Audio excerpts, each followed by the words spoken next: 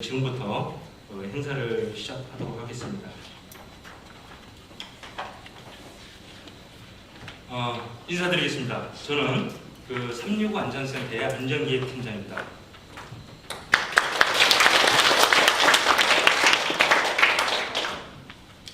자, 바쁘신 중에도 오늘 동안전예비체 등 안전관리 역량 향상 워크숍에 참여해주신 각동자율방재단원, 자율방범대원 그리고 안전 관련 활동을 하고 계시는 단체원님들께 감사드립니다. 여기 계신 분들이 사실 지역에서 안전을 책임지는 파수꾼 역할을 하시는 분들로서 오늘 워크숍을 통해서 안전 역량이 향상되는 좋은 기회가 됐으면 좋겠습니다. 다시 한번 오늘 참여해 주셔서 감사드린다는 말씀드리고 오늘 즐겁고 유익하고 편안한 시간 되십시오. 옆에 있는 분의 얼굴 표정을 한번 이렇게 주시해 주세요. 좀 전에 커피 마시기 전보다 훨씬 좋아졌죠. 네, 이렇게 손바닥 안에는 이제 오장육부가 다 들어있다고 그래서 이렇게 앞점을 이렇게 정신 건강해지기 위해서 좀 우뇌하고 자뇌를 좀 자극을 해볼게요. 그래서 오른손하고 왼손을요 이렇게 뇌에서 한 5cm 정도 이렇게 떼세요, 양손을. 그리고 되게 즐거운 상상을 하세요. 그러면서 내 우뇌하고 자뇌에다가 이렇게 뭔가 근심걱정 이렇게 한번 털어보세요. 이렇게 막 털어. 이렇게 하시면 좀 뭔가 좀 정신 그런 것 같고 이렇게 좀 흔들어 보세요. 이렇게 흔들면서 기분 좋은 상상을 해보세요. 눈 감고. 그러면서 눈을 뜨면서 옆 사람의 얼굴을 보면서 인사를 하는 거예요. 네, 안녕하세요. 누구시더라? 오늘 강의 주제가 있으니까 안전하세요. 네, 둘씩 마주 보시고 지금부터 이제 30초씩 본인 소개를 할 거예요. 알고 있어도 소개를 하셔야 됩니다. 오늘 기분 상태를 얘기해도 되고, 오늘 오면서 있었던 얘기해도 되고, 어제 있었던 얘기해도 되고, 그냥 내 소개해도 됩니다. 그래서 30초씩 드릴 거예요. 그래서 가장 다정다감하게 소개를 하는 커플을 제가 눈여겨 찾아볼 겁니다. 준비되셨죠? 자, 30초 드립니다. 자기소개하세요. 네. 원래 친한 사이시죠? 아니에요? 근데 같이 막 이렇게 막 끌어안고 손 잡아주고 어루만져주고 스킨십하면 너무 분위기 좋던데. 네. 어떤 분인지 한 분 서로 소개 좀 해주세요. 먼저 이분은 누구누구인데 이름부터 먼저 얘기해 주시고요. 안녕하세요. 항상 밤마다 아니면 언제든지 단체톡에 올라왔던 중동의 자율방범대 총무 이승숙 씨예요.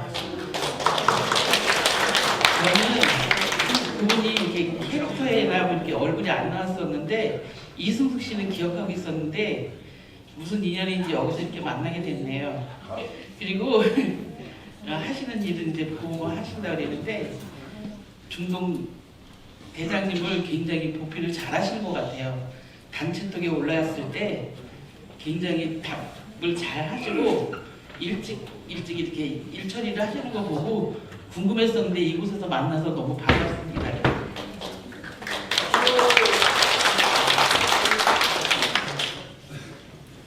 안녕하세요. 여기 계신 분은 김윤희 원미의 자방 대장님이세요. 자율방 대장님이신데 죄송합니다. 약대동 대장님이신데 늘 뵙고 저녁에마다 이제 뵈면 항상 웃고 계시고 그리고 지금은 이제 정수기 일을 하신대요. 그래서 25년이 넘어서 금자탑을 또 저기를 하셨다고 하셔서 너무 반갑고 정겹고 손을 제가 만지면서 이렇게 뻣뻣한 그런 느낌을 받았는데도 여기에 따뜻하고 정겨웠어요. 그래서 너무 고맙습니다. 이렇게 만나뵙게 돼요. 두분 소개를 하는데 뭐 이렇게 혼자 감동을 받으셔가지고 이렇게 10월의 마지막 날이라서 그런가. 네. 자, 지금부터 치매 예방에 정말 탁월하거든요. 이게 집중을 잘 하시면 돼요. 지금부터 이제 오른손이 무조건 왼손을 이기면 돼요. 잘 보세요. 가위바위보, 가위바위보, 가위바위, 가위바위, 가위바위. 이분들입니다. 이분. 오른손이 아까 왼손을 이기면 됩니다. 오늘 성공하신 분 세 분, 성공하셨다고 이야기하시는 세 분 박수로 맞아주시기 바랍니다. 자, 준비 시작. 가위바위보, 가위바위보, 가위바위, 가위바위, 가위바위보. 수고하셨어요. 너무 잘했어요. 박수, 박수, 박수. 와, 근데 좀 전에 거기 앉아 계셨을 때는 잘 됐었대요. 여러분들의 눈이 집중하고 있어요. 네, 두 번째. 가위바위보, 가위바위보, 가위바위, 가위바위, 가위바위보.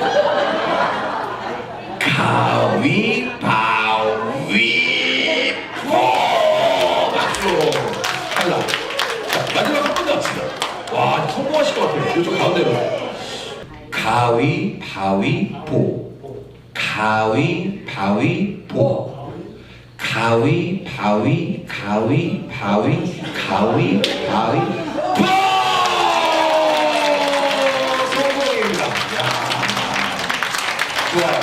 오늘 한 시간 정도 좀 이렇게 즐겁게 웃으려는 그런 마음을 가지고 저도 올라왔는데 여기 계신 분들의 그 웃는 얼굴 표정을 보고 저도 많이 행복했던 것 같아요. 박수로 서로의 얼굴을 비춰주세요. 감사합니다.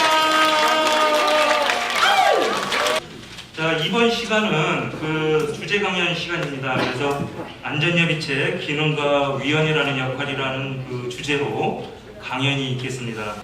바쁘신 중에도 우리를 위해 기꺼이 시간을 내주신 최성조 강사님을 소개하겠습니다.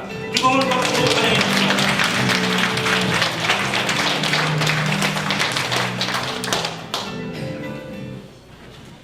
네, 안녕하세요. 반갑습니다.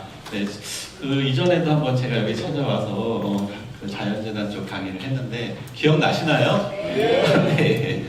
그때 와서 강의를 해보니까 제가 열심히 강의를 했는데 다른 것보다도 일찍 끝내드린다고 했더니 호응이 너무 좋았어요. 네. 그래서 오늘도 최대한 제가 핵심적인 포인트만 먼저 말씀드리고 강의를 최대한 줄여서 말씀드리도록 하겠습니다. 네. 오늘 강의는요, 지역 안전 협의체에 구성된 부분에 대해서 제가 이제 역량 강화를 좀 할 건데요. 오늘 순서가 지금 강의 1시간 하고 그 다음에 워크샵 하고 그 다음에 그림 토익까지 이어집니다.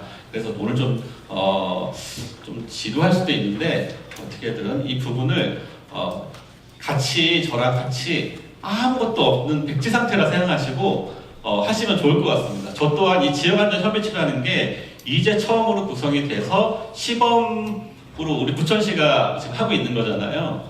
그래서 저도 아무리 자료를 찾아도 있지도 않고요. 또 여러분들이 생각하는 기준하고 또 제가 생각하는 기준하고 좀 다를 수가 있어서 제가 아예 백지 상태로 왔습니다. 백지 상태로. 똑같은 생각으로 저도 참여를 해서 같이 찾아내고 또 우리 그 재난 안전 쪽에 그런 부분들을 같이 발굴해내고 하는 시간을 갖도록 하겠습니다. 제가 이제 강의를 좀 할 텐데요. 우선 그 읍면동 지역 단위의 안전관리 역량 강화입니다. 우선 제 소개를 간단히 드리면은 저는 그 재난안전하고 재난관리, 소방, 또 환경, 보건, 경영학 이렇게까지 모든 걸 다 나름대로 이렇게 공부를 했습니다. 이 공부를 한 이유가 뭐냐면 진짜 재난만 생각했어요. 부천시에서 재난이나 안전사고가 발생하면은 외부 타지 사람들이 와가지고 어떤 걸 지원해 줄지 뭐 할지 전혀 모릅니다. 그래서 이 지역안전협의체라는 부분이 제가 저희 연구팀에서 이 지역안전협의체에 관련된 거를 10년 전에 연구를 했었어요. 네, 생활안전 거버넌스라고 해서 10년 전에 서울시에서 이거를 연구를 했었거든요. 그래서 이 자료가 이제 저희한테는 다 있어서 제가 이제 자료를 가지고서 회의하는 방법이라든가 그 당시에 그리고 어떤 문제점, 협의체 구성돼서 이렇게 각 협의체끼리의 그 단점, 장점 이런 부분들을 제가 좀 갖고는 있는데 그 10년 전에 있었던 일이기 때문에 제가 이거를 가지고서 활용을 할까 하다가 고민 해가지고 진짜 고민을 많이 했습니다. 그러다가 제가 내린 최종 결론은 버리고자 다 버리고 다시 시작하자는 개념이었습니다. 왜 그러냐면 서울시에서 10년 전에 그 돈을 들여서 약 1년이 넘는 시간 동안 이 연구를 다 조사를 했었어요. 똑같이 지금 오신 것처럼 지역 협의체의 단체장님들도 다 모시고 협의체 구성을 해서 진행을 했는데 이게 잘 엮이질 않았습니다. 네. 그래서 지금 보고서가 있어요. 보고서가 나온 것도 그 당시 보고서도 있고 최근 서울시에서 2022년도에 2011년도에 낸 보고서에서도 아마 지금 여기 계신 분들뿐만 아니라 저도 걱정했던 부분이고 또 위에 있는 부처에 있는 그런 분들이 우려해놓은 부분이 있어요. 과연 각자 다 역할이 있는 그 단체가 이게 잘 이렇게 협의가 될 수 있을까? 라는 게 가장 큰 단점으로 항상 지적되고 있습니다. 그래서 저번 주에도 제가 지금 그 국내에서 이제 우리나라 처음으로 읍면동 지역 단위의 위험성을 평가해서 위험이 발생하면 가장 먼저 위험한 동네, 마을부터 해결하자. 이런 식으로 이제 연구해서 논문을 발표했었거든요, 작년에. 우리가 사고가 나잖아요. 사고가 나면 재난이든 안전사고가 나면은 난 곳만 납니다. 네. 그 난 곳이요, 약 10%, 20% 미만인데 그게 90%를 차지해요. 그래서 그 10%, 20%만 제거하면 이 안전에 대한 부분이 90%가 해결되는 부분이에요. 네. 그런데 그렇게 하려면 어떻게 되냐면 우리 이제 모인 지역안전협의체에서 빠르게 판단을 해주셔야 됩니다. 빠르게 판단해 주셔서 우리 부천시 안에 무슨 동이 있잖아요. 그 중에 이 동은 어떤 게 가장 취약해, 이 부분은 어떤 게 가장 취약해라고 서로 협의가 돼서 얘기를 해주면 정부 지자체에서는 그거부터 해결하기 위해서 예산을 편성하고 예산이 있는 걸 가지고 할 수 있게끔 그렇게 편성을 할 수가 있거든요. 그러려면 지역안전협의체에 있는 분들이 목소리를 가장 크게 내셔야 됩니다. 예방, 대비, 대응, 복구 단계로 나누는데 소방 같은 경우는 어떤 상황이 발생했을 때, 재난이나 사고가 발생했을 때 가장 응대를 제일 먼저 하는 곳이잖아요. 그러다 보니까 사람들이 제일 좋아해. 왜냐하면 사고가 난 걸 해결해 주잖아요. 그죠? 근데 가장 힘든 게 뭐냐면 예방하고 대비하는 곳은 티가 안 나요. 사전 점검해주고 순찰해주고 뭐 하는데 이거 티가 하나도 안 나는 거야. 이게 그냥 봉사하는 것밖에 없어요. 그죠? 그래서 제가 볼 때도 지역안전협의체가 다 묶여서 구성이 돼야만 되고요. 그리고 제가 이제 여기서 소개해드리겠지만 미국이나 일본 같은 경우 선진국이라고 합니다. 재난 선진국. 네. 거기서는 대부분 읍면동 단위의 마을 단위로 협의체가 구성이 돼서 가장 먼저 재난이나 사고가 발생하면, 안전사고가 발생하면 가장 먼저 그 지역 협의체가 가장 목소리가 제일 크고요. 목소리가 제일 크고 그런 재난이나 사고가 발생했을 때 정부, 지자체에다가 먼저 요청하는 대로 다 들어주는 식으로 지금 운영되고 있습니다. 그게 일본 같은 경우는 거의 70년대 이후부터 시작됐으니까 굉장히 오래된 거죠. 근데 틀린 게 있어요. 우리나라랑 미국이나 일본이 재난 선진국이라고 하는데 왜 거기는 그게 가능하냐면 미국은 허리케인이 계속 불잖아요, 매년. 허리케인 때문에 자연재난이 계속 발생해서 그런 부분 때문에 거기는 그렇게 구성이 잘 돼 있는 거고요. 일본은 뭐죠? 지진입니다. 네. 지진 때문에 지역협의체가 너무 잘 돼 있어요. 그냥 바로 지진 났다면 이 지역협의체가 다 모여서 먼저 해결해. 네. 근데 어떻게 해결하겠습니까? 각 역할이 다 있잖아요. 그죠? 우리가 갖고 있는 그 단체도 전부 다 하는 역할이 아주 다르거든요. 네. 이게 근데 합치면 재난이고 안전이에요. 네. 근데 여기서 한쪽이 우리는 안 해. 뭐 해? 하는 순간 제가 말했던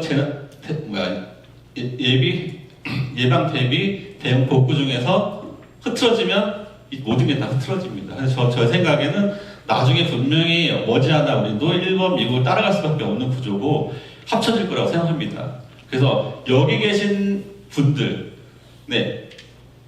그래도 지금 목이 말라가지고 그랬는데, 여기 계신 분들, 특히 부천시가 시범이잖아요. 그죠? 시범적이잖아요. 먼저 앞서 나가셔야 된다고 생각해요. 저는 무조건 돼야 된다고 생각하고, 될 거라고 생각합니다. 내년에 또 전국으로 확대된다고 얘기를 하거든요. 이게 한 지역만 선정을 해서 시범 케이스로 간다면 아마 잘 안 되면 내년에도 없어질 수 있어요.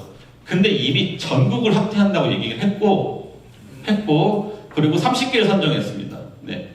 우리 부천시만 된 게 아니라 전국에 30개 지금 동의하고 있다고 보시면 돼요.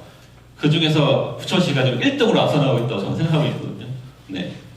그래서 우리가 이 부분들을 좀 더 세심하게 좀 봐주시고, 오늘 같은 경우도 브림토이 할 때도 아주 간단하게 할 겁니다. 어렵게 하지 않고. 그래서 그런 각자의 역할들을 할 거기 때문에 호응 좀 잘 해주셔서 오늘 일정 잘 마무리됐으면 좋겠습니다. 동안전협의체 구성은요, 여기 부천시 같은 경우는 2개 동이 지금 되어 있죠. 그죠? 그래서 소사동 쪽과 도당동 이렇게 2개 되어 있는 걸 제가 확인을 해봤고요. 그리고 올해 12월까지는 시범 단계로 진행이 되고, 내년에 확산 단계로 전국에 있는 전체 동 운영이 될 것 같습니다. 근데 내년에 제 생각에는 전체까지는 다 될 것 같진 않고, 아마 또 일부 지금보다 많아질 것 같습니다. 지금 30개지만 제가 볼 때 또 확산돼서 더 많아질 것 같고요. 그리고 지금 옆에 보신 것처럼 부천시 안전협의체 관련 단체가 지금 여기 계신 그 부천시에서 일단 우선적으로 시범 단계에서 계신 단체들이 통장님들, 자율방재단, 자율방범대, 안전봉사단 이렇게 지금 구성된 걸로 제가 알고 있습니다. 근데 여기 말고도 각 단체들이 다 들어와야 되는 게 맞습니다. 네, 제 생각에는요. 근데 이제 제 생각보다도 그 목적으로 이걸 만들기 시작한 거라 보시면 돼요. 지금 시범 단체이기 때문에, 시범 구성이기 때문에 이렇게 지금 있지만 들어오지 않으면 안 되게끔 그런 구성이 될 거라고 생각이 됩니다. 그렇게 전체적으로 지역 단위로 묶어야 되는 게 맞고요. 일단 추진 배경을 보면, 추진 배경은 이게 수원 세모녀 사건 아시죠? 그리고 신림동 반지하 침수 사건, 이 부분은 이제 복지 쪽하고 또 연결되는 것 같아요. 그래서 복지 안전 사각지대 발굴 및 지원 체계 강화를 위한 범정부 종합 대책으로 추진이 됐고, 작년 12월 말에 구성이 된 걸로 알고 있습니다. 네. 그리고 이 동안전협의체는 우선 주민 접점이라는 부분입니다. 그래서 읍면동 중심이 돼서 복지 안전 서비스 최일선으로서의 역할, 이 역할이라는 부분인데요. 이 역할이라는 부분이 가장 중요하다고 저는 생각합니다. 읍면동 지역 단위 주민, 아무도 몰라요. 아무리 여기서 안전 쪽 담당자든 어떤 뭐 재난 쪽 담당자라고 하더라도 우리 집 옆에 담이 무너질 것 같다. 뭐 우리 집 옆에 뭐 홈이 파여가지고 차가 지나가던 발에 걸려서 넘어질 것 같다. 그런 거 다 재난이고 안전이거든요. 그게 재난이고 안전이고 뭐냐면 우리가 부천시에 살고 계신 여러분들 같은 경우에 그 부분이 그냥 피하면 되잖아요. 그죠? 늘 다니던 길이고 늘 다니던 길에 조금만 이렇게 구멍 하나가 있어서 그냥 피하면 돼요. 근데 다른 사람이 오면, 다른 사람이 와서 넘어지고 빠지고 그런 부분들을 생각하는 게 안전이고 재난 안전이라고 생각하시면 돼요. 우리는 별거 아니에요. 근데 그게 나중에 어떤 큰 사고로 연결이 될 수 있다는 겁니다.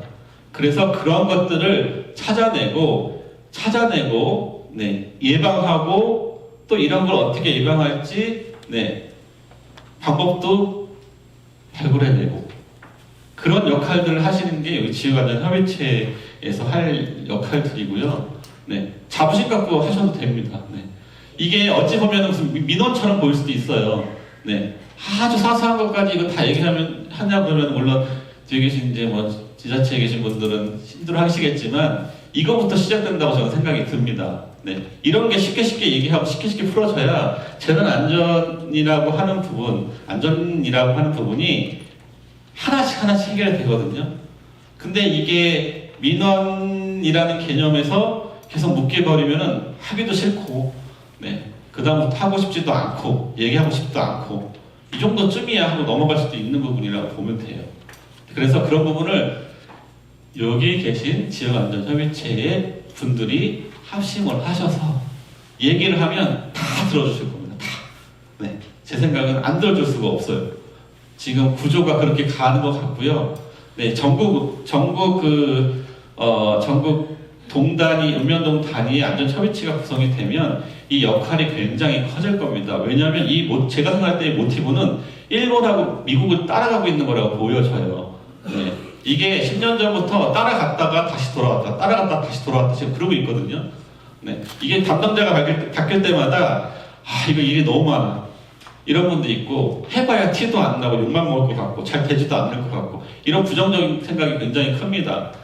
네, 제가 지금 계속 그 연구 과제를 지금 제가 동시에 지금 4개를 하고 있는데 행안부, 여가부, 행안부 2개 하고 여가부 하나 하고 있고 그 다음에 다른 지자체 그 연구를 같이 하고 있는데 다 재난 쪽, 안전사고 쪽이거든요. 그러다 보니까 이걸 지금 다 묶어서 하는데 어찌 보면 이 지역안전협의체랑 다 맞는 거예요. 네, 그래서 이런 부분들이 우리 읍면동 지역 단위에서 네, 안전협의체에서 다 풀어나갈 수 있겠구나라고 생각을 했습니다. 네, 자 그리고요.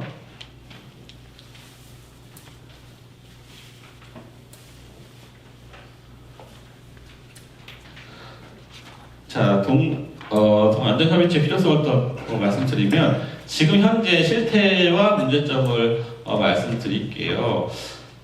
다수의 재난안전 관련 단체 간의 협업, 정보 공유가 미흡하다는 겁니다. 네.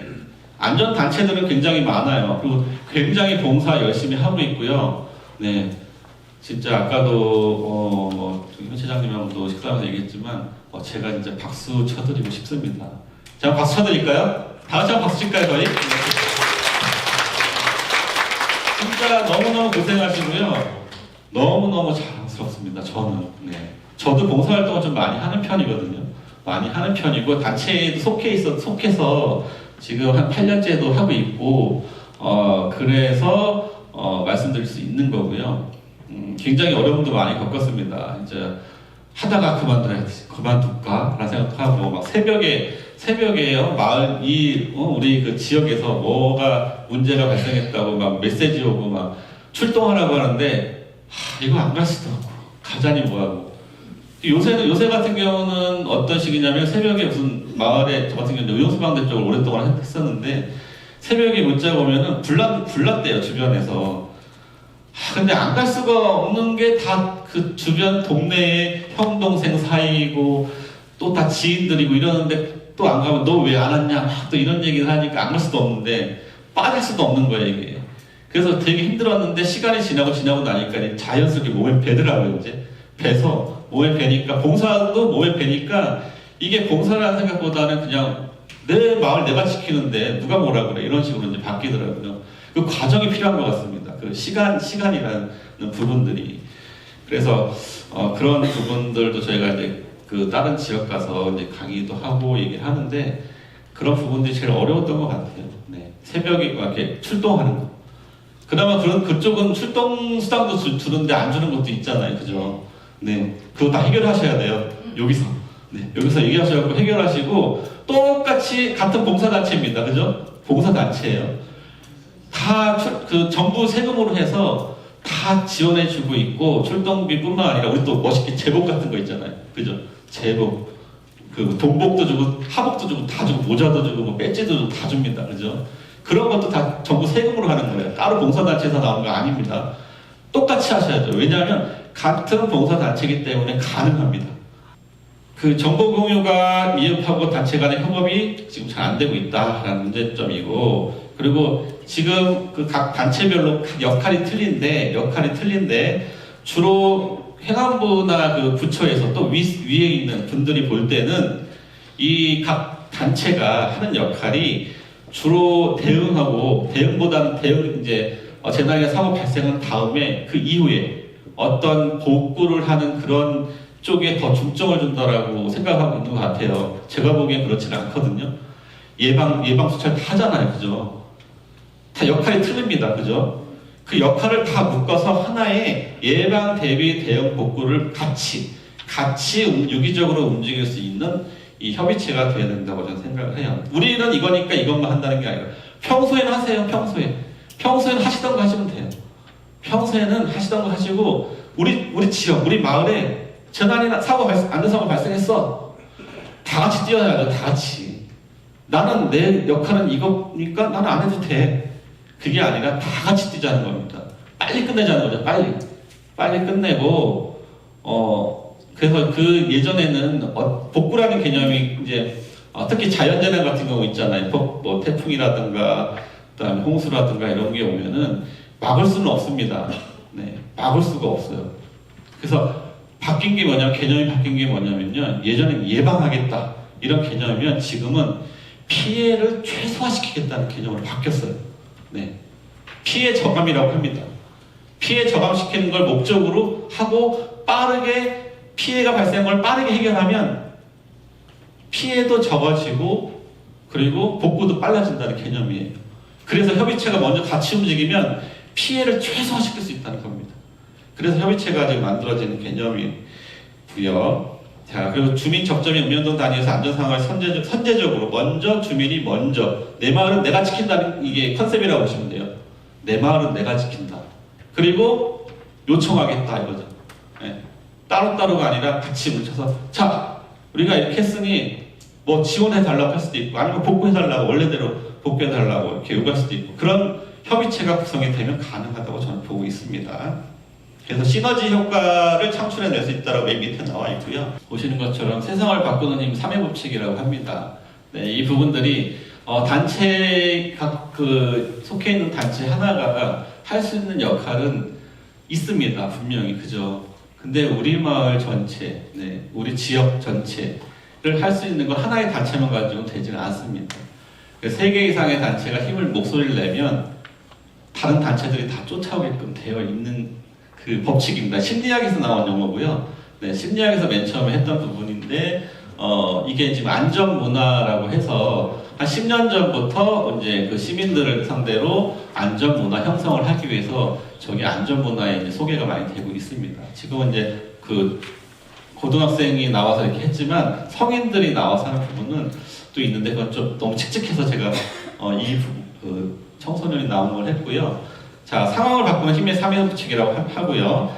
예전에 2005년 10월 17일 날 천호역에서 한 사람이 전동차 옆에 플랫폼에 다리가 빠져 있을 때 못 빼고 있었어요. 네. 그래서 저 기차를 한 명이 막 움직이기 시작했어요. 그래서 안 움직이죠. 저 기차 움직일 리 없잖아요. 발을 빼기 위해서. 그래서 한 명이 또 같이 참여해서 움직이고 그 사람을 살리겠다고 움직인 거예요. 네. 그렇게 한 명 한 명이 보태다 보니까 약 33톤이 되는 저 기차를 지금 보시는 시민들이 움직여서 플랫폼에서 구해낸 일이 있습니다. 네. 그래서 이거는 이제 3회 법칙의 가장 좋은 예라고 하는데 이거와 반대로 안 좋은 예도 있어요. 대구 지하철 아시죠? 대구 지하철 사건. 그때는 불이 나고 연기가 나는데 아무도 움직이지 않았어요.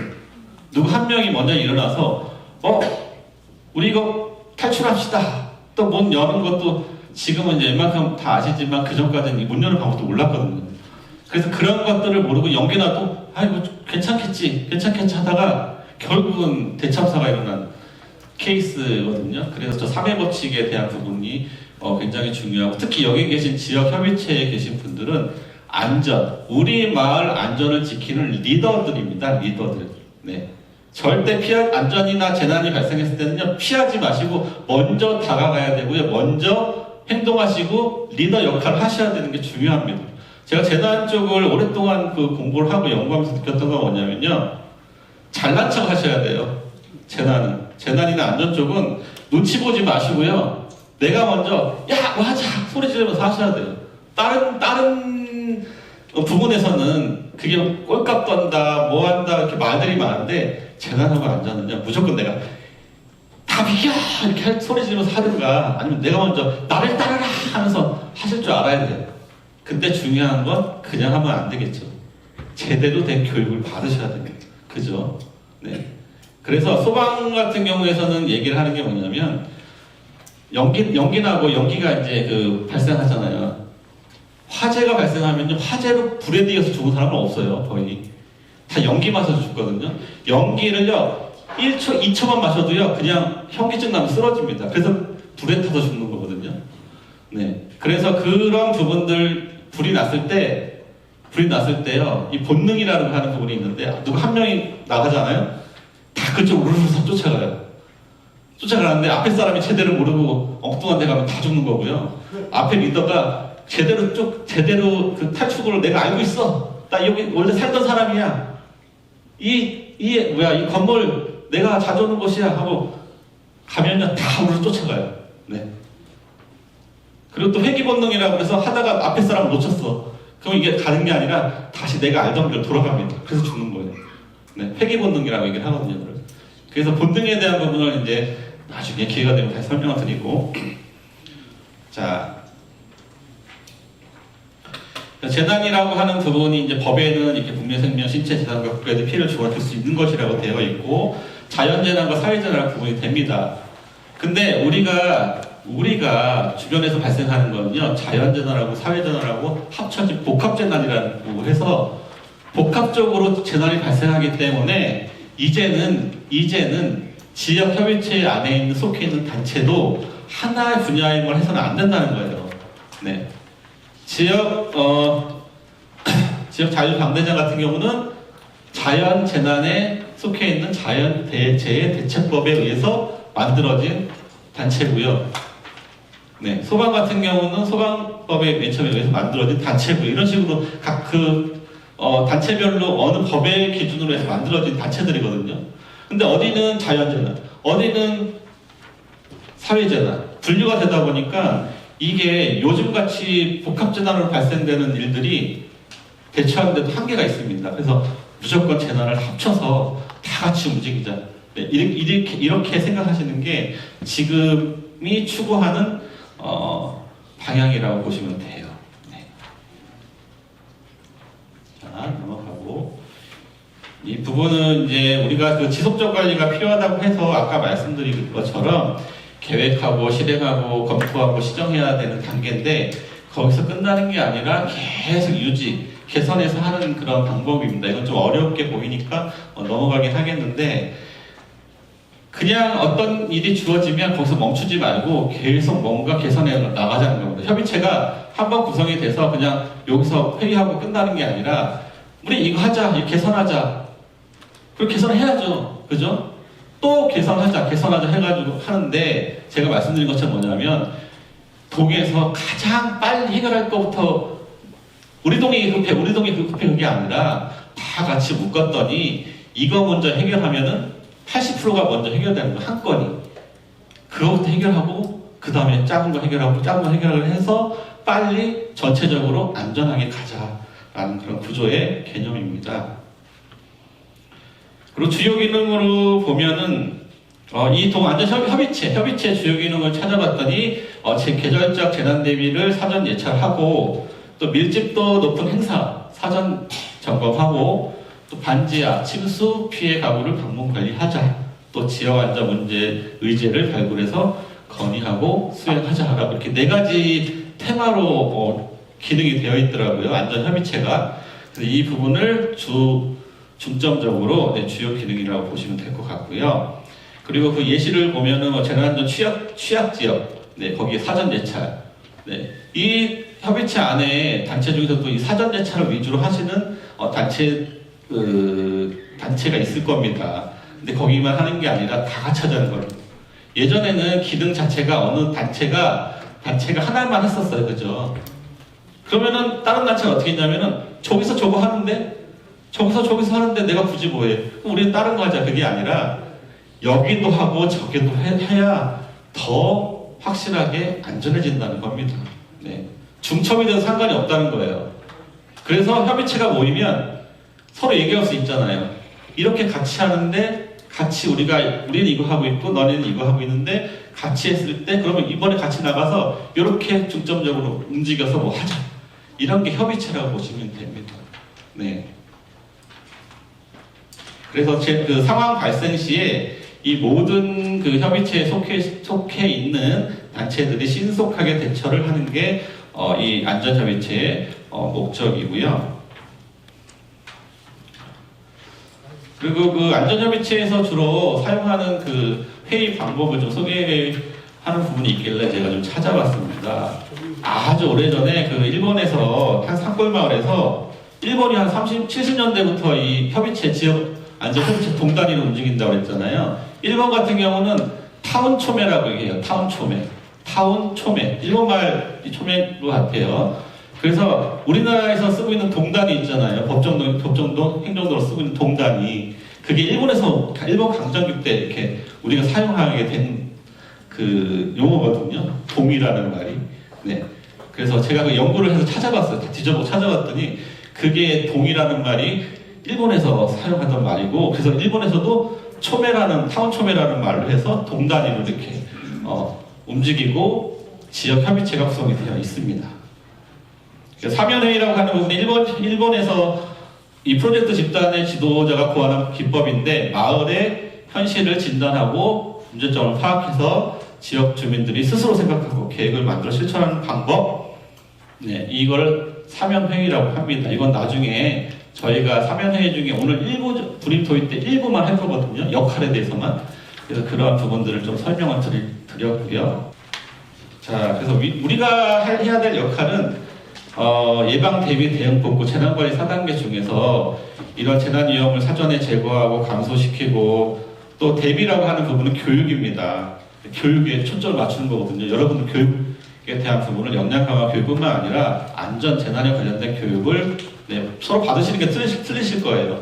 그걸 선택적으로 골라서 교육도 받으시는 역할을 하면 좋을 것 같고, 대응 복구에 대한 부분이 있는데 이런 부분들이 지금 제가 지금 보여드린 부분은 서울시에서 했었던 그런 역할들이에요. 시민안전 쪽에. 그래서 시민안전 쪽에서 주요 활동했던 부분이거든요. 아마 이거는 이제 저기 안에 없으실 거예요. 제가 그 조사를 더 해가지고 가져온 거라서. 그래서 예방 단계, 그러니까 우리 안전협의체에서도 이걸 보시고 여기 중에서 우리가 이거 할 수 있어 하는 부분도 있으면은 골라서 그 건의로 올려서 하셔도 좋을 것 같고, 네. 자, 예방 대비 대응 복구에 대한 부분이 뭐 위험 요소를 발굴 및 제거하고, 뭐 시설물도 조사하고, 또 위험 지도도 작성하고, 또 안전문화 캠페인도 하고 하는 부분이고요. 대비는 교육에 대한 부분입니다. 교육하고 홍보하는 캠페인 벌이는 거고요. 대응은 주로 이제 구단 활동, 네. 이재민 발생했을 때 우리가 어떻게 이재민을 도울 것이고, 또 의약품하고 생필품을 어떻게 제공할 것인지에 대한 부분, 또 복구는 그 잔해에 대한 뭐 잔해물 제거라든가 아니면 전염병 예방, 또 이재민 지원 청소라든가 빨래를 해주거나 또 시설을 복구하는 도움을 주는 역할, 그런 부분을 서울시에서 이렇게 했었습니다. 네. 예를 좀 가져왔던 거고요. 우리가 이제 지역 단위로 안전관리 역량 프레임워크를 이제 해야 되는데, 지역 단위 안전협의체 안전관리 역량 강화에서 우리가 해야 될 역할은 교육입니다. 교육, 안전교육을 받으셔서 여기 계신 분들이 제가 말했죠. 불났어. 아니면 어떤 뭐 철도라든 어디서 불이 났던 내 주변에서 어떤 위험의 요소가 발견이 되면 피해야 되잖아요. 그죠? 피할 때 내가 제대로 피하면 뒤에서 다 쫓아온다고 했잖아요. 그죠? 그런 역할들을 잘 할 수 있게끔 안전 지식도 갖춰야 되고 그 다음에 안전 스킬도 갖춰야 됩니다. 네. 그리고 안전 행동을 실제 실천하는 행동까지 이어지는 그 세 가지 지금 보시는 것처럼 안전 지식, 안전 기술, 안전 행동이 이루어져야 된다. 그래야 지역안전협의체에서의 리더 역할을 제대로 수행할 수 있다는 것입니다. 네. 그래서 보신 것처럼 안전의식 같은 경우는요, 내가 살고 있는 마을은 안전한 게 맞아? 라는 의문점에서 여러분들이 생각을 하셔야 되고요. 또 내가 살고 있는 마을을 더 안전하게 만들 수 있는 방법을 알고 있을까? 라고 해서 안전 지식, 방법을 알고 있는 것, 지식을 습득하는 겁니다. 네. 구조를 할 수도 있고 또 그리고 내가 살고 있는 마을을 안전하게 예방 대비 대응 복구할 수 있는가? 네, 이런 스킬도 갖고 있으셔야 되고 그런 것들을 모두 습득하시는데 이제 저희가 노력을 해야 됩니다. 그래서 안전의 역량을 상상시키는데 주력을 해야 되고요. 이 부분은 좀 넘어가겠습니다. 지역안전협의체 구성에 대한 부분이 지금 보시는 것처럼 이거는 처음에 제가 보니까 맨 처음에 이거 만들 때 지역안전협의체를 만들 때 이렇게 구성해야 되겠다라고 해서 이제 예시를 좀 들었는데 지금 저희 부천시 같은 경우는 지금 다 들어와 있지는 않아요. 그죠? 그래서 이제 전체적으로 다 들어오게 되면 주로 동 중심의 안전계획을 같이 수립하고 정책 같은 거 할 때 있잖아요. 같이 모여서 목소리를 내셔야 됩니다. 이제 정책할 때도. 그리고 축제 같은 경우 축제할 때 안전 확보하는 것도 더 잘 아시잖아요. 우리 지역에 계신 분들이.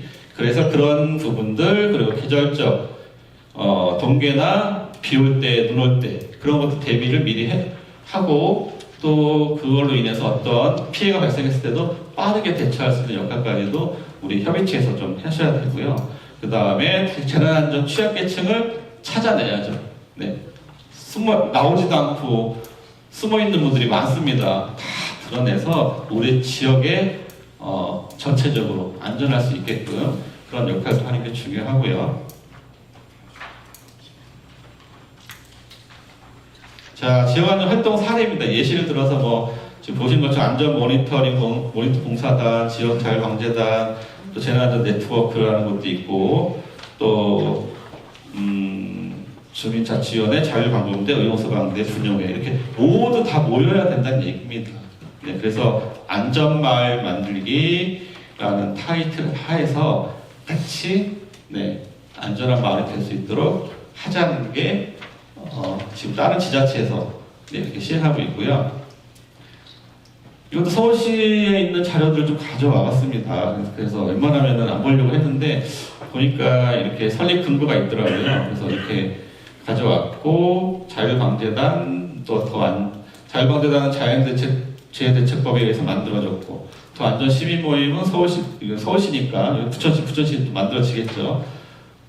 만들어졌죠. 그리고 시민안전파수꾼도 마찬가지고 의용소방대 소방기업법에서 만들어지고 서울시 자원봉사센터는 자원봉사활동 기본법에 의해서 이렇게 다 만들어져서 이게 일반 단체라고 생각하시면 안 돼요. 전부 다 각자마다 다 설립 근거가 있는 조직들이기 때문에 이게 뭉쳐서 우리 마을만 생각하자는 겁니다. 네. 언제 재난이나 안전사고가 발생했을 때 우선적으로 먼저 움직이자는 거죠. 이런 통계는 빼고 이 두 가지만 좀 설명드릴게요. 자, 국내 사례를 보면은 이렇게 지역안전지수 및 생활안전지도라고 그래서 지금은 시군국 데이터가 시군구까지밖에 없기 때문에 시군구까지의 범죄, 안전, 보건, 치안, 교통, 생활, 시설, 재난에 대한 이 지도로 다 보여집니다. 네. 이 사이트 들어가시면요, 우리 동네 지역에 지금 온열이 열이 얼마큼 지금 폭염이 지금 진행되고 있는지 기상청을 통해서 이 사이트 하나만 들어가시면은 우리 동네에 대한 부분 다 보여줘요. 치안 부분 범죄가 몇 건이 발생했고 이런 거 다 나옵니다. 네, 이런 걸 확인하는 것도 계속 모니터링을 해서 지역안전협의체에서 모니터링을 해서 그런 거를 감소시킬 수 있는 역할, 순찰도 그 위주로 하고 네, 이런 걸 주도적으로 하자는 얘기예요. 주도적으로. 네. 지자체에서 요청이 들어온 게 아니라 주도적으로 찾아서 만들어내고 하는 게 중요하다라는, 제가 안 보여드렸는데, 네. 이 사진입니다. 지금 보시는 것처럼 생활안전지도에 열분포도 또 나오고, 저렇게 전국 단위로 다 지금 만들어져 있습니다. 생활안전지도가. 시간이 부족해서 빨리 넘어갈게요. 그리고 제가 부천시 찾아보니까 이렇게 2024년 내년 1월 기준으로 지금 구역이 또 행정구역이 또 바뀌더라고요. 네. 거기에 맞춰서 또 지역안전협의체도 같이 움직이시면 좋을 것 같습니다. 지금부터 준비하셔가지고. 네. 지금 보시는 것처럼 밑에 등급이 있잖아요. 제가 원래 연구하던 게 이런 게 동별로 빨간색, 파란색 이래서 10등급으로 나눠가지고 위험도를 나타내는 게 제가 하는 연구거든요. 국내에서 제가 처음으로 그걸 모형을 만들어서 지금 하고 있고, 부천시도 기회가 되면 제가 한번 만들도록 하겠습니다. 네. 지금 보시는 거는 지역 단위 도시 침수 지도라고 해서 실제 읍면동 지역 단위를 클릭을 하면 저렇게 침수된 위치가 다 나옵니다. 위치가. 네. 이런 것도 보실 수 있고, 그래서 저걸 근거로 해서 우리 마을 중에서 침수된 적이 있네. 그럼 그 지역은 계속 생겨요. 거기다 보면 매년 거를 보면 그 지역부터 먼저 찾아서 해결해야 되는 부분들이 있고, 이게 뭐 집가 문제 때문에 공개를 안 하는 것도 많고요. 지자체에서 네. 만들어져 있는데 공개 안 하는 부분도 있습니다. 또 실제적으로 지도 작성 안 한 것도 있고요. 부천시는 안 돼 있더라고요. 제가 보니까 부천시는 그 도시 침수 지도는 미정으로 되어 있더라고요. 이렇게 되어 있지는 않습니다. 그리고 제가 조사한 거에 보면 또 일본 사례를 보면 동경도 마을 단위 지역 위험도라고 해서 이게 동경이에요. 도쿄 아시죠? 도쿄의 하나하나 마을 동입니다.